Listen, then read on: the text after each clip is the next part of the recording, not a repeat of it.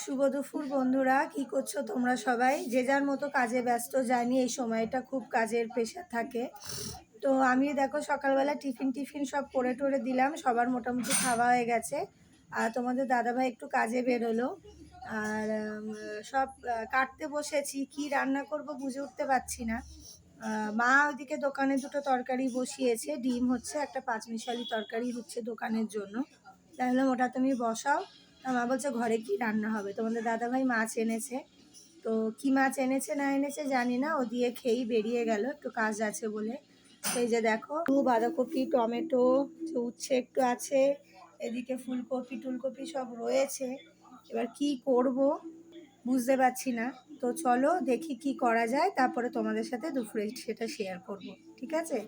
আর সৌভিক গেছেন যে সামনে যে পাশে ভাইয়ের দোকান, ওখানে কি গ্রিল ফ্রিল লাগানো হচ্ছে, তাই ওই মামার সাথে দাঁড়িয়ে দাঁড়িয়ে সব দেখছে, ডিরেকশন দিচ্ছে, দেখছে।